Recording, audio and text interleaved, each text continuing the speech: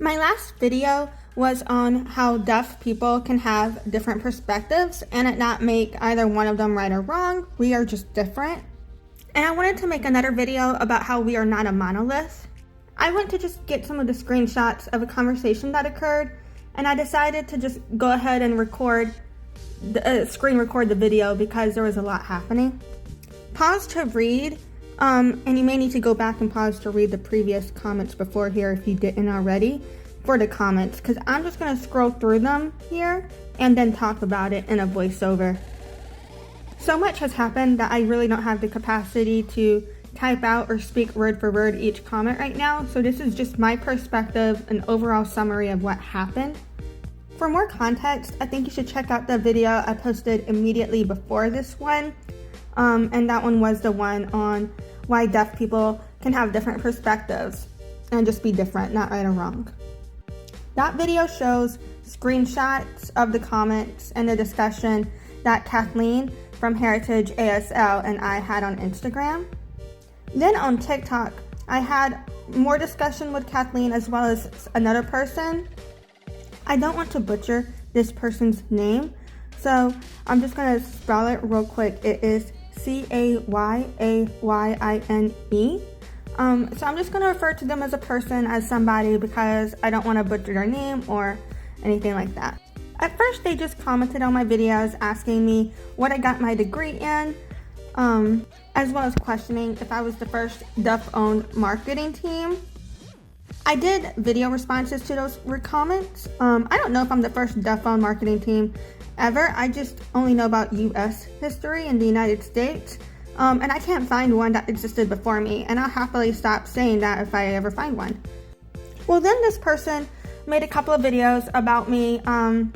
They were basically saying that they felt like the information I shared was wrong and that I didn't do research on the sources, and that the person, he told me I have no place to speak on deaf history, was someone I should be listening to, and they made like a couple of videos about why that person was a great authority on deafness, or rather deaf history in particular. And I totally respect those opinions and those ideas, but we did get into the comments because they were asking me questions like, where did I get my sources from, and like what reasons did I have for talking about this and things like that. And so I answered all of their questions. The points that they made about why they thought my ideas were wrong, I showed them why I thought this information was correct and where I got my sources from.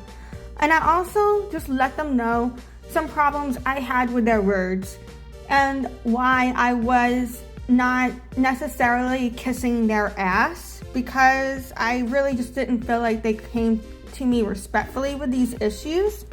What really bothered me was she told me that I wasn't listening to deaf experts. I sent them 23 sources that I had gotten information from. And on YouTube, I had also already cited the 2 sources that Kathleen had shared with me, because in those sources, I didn't see anything different than what I was saying, even though they were telling me I was wrong. So my understanding, I think, is that we're all just looking at different pieces of the information, and different pieces of it are standing out to us and are more important to us.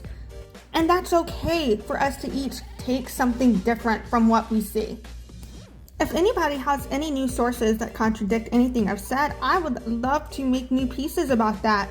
I did ask, I think maybe 3 times for them to send me sources, and I was never sent any. Besides the 2 that Kathleen sent me, which didn't have anything different than what I said.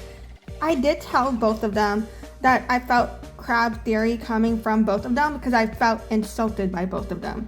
I only told Kathleen that I did feel some of what she said was internalized ableism with me. When I went back, I couldn't see Kathleen's comments anymore. I don't know why. And when I say what upsets me, it's so you know how to have a productive conversation with me. I think in this scenario, we should be able to talk without just dismissing each other.